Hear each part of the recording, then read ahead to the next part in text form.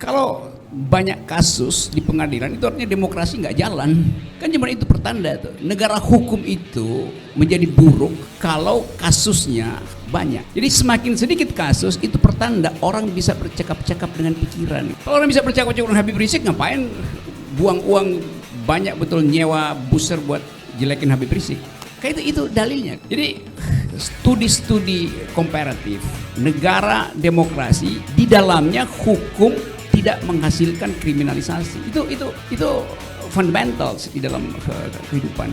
Baca aja seluruh teori yang dibuat tentang hubungan hukum dan demokrasi. Jadi itu yang terjadi. Habib Rizik dicarikan undang-undang yang di dalam rumusan deliknya ada kata penghasutan. Jadi kata penghasutan diambil dulu untuk dipasangkan pada Habib Rizik. Sekarang logikanya tuh, Habib Rizik menghimbau orang datang ke Maulidan. Maulidan itu adalah peristiwa moral, peristiwa budaya. Yang diundanglah Habib. Jadi Habib Rizik menghasut Habib untuk datang ke acara agama. Kan otaknya di mana konstruksi itu?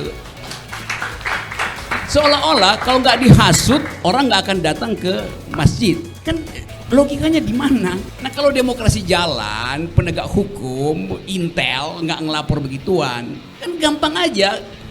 Ini kan cuma upacara biasa gitu. Jadi setiap kali ini negara hukum. Loh, negara hukum itu adalah negara ketika semua orang dianggap bajingan. Kan itu buruknya kan? Ngaco kan? Saya ulangi ya, negara hukum itu adalah negara ketika semua orang dianggap bajingan. Ya, memang itu yang terjadi.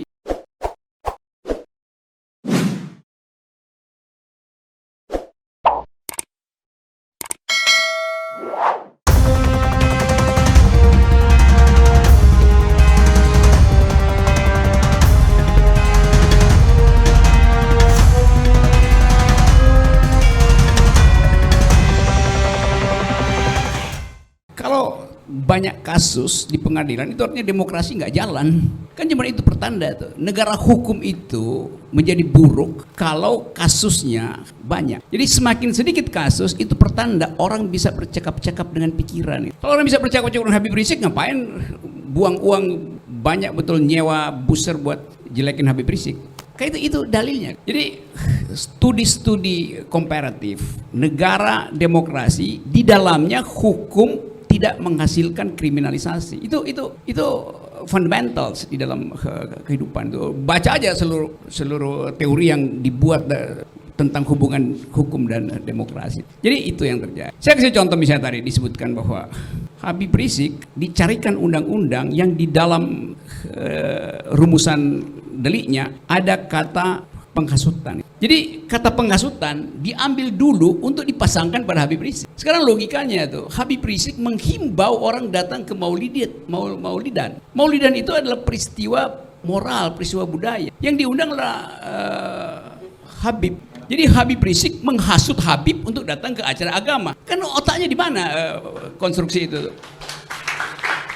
Seolah-olah kalau nggak dihasut, orang nggak akan datang ke masjid. Kan logikanya di mana? Ini artinya penghasutan. Ya mungkin aja di dalam kasus tertentu memang dihasut untuk datang ke masjid, untuk bakar masjid, untuk bikin onar. Menghasut kan artinya ingin membuat kejahatan. Nah orang datang buat beribadah, di mana menghasutnya? Mengundang. Bahkan yang diundang itu adalah orang yang paham bahwa itu peristiwa keagamaan. Nah kalau demokrasi jalan, penegak hukum, intel nggak ngelapor begituan, kan gampang aja.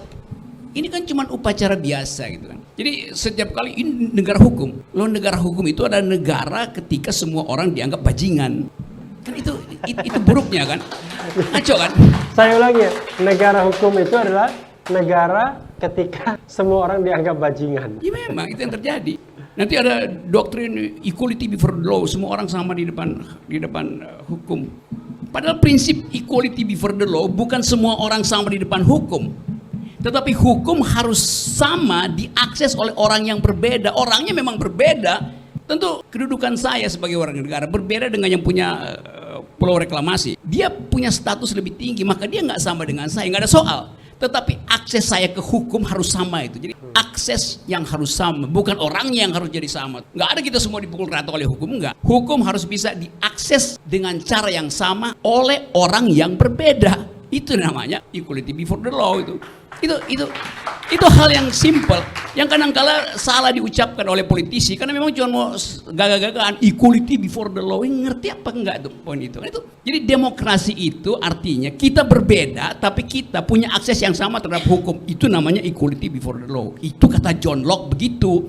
Jadi orang yang cuma ngutip-ngutip phrasing itu dia nggak ngerti logics di belakang equality before the law. Terima kasih.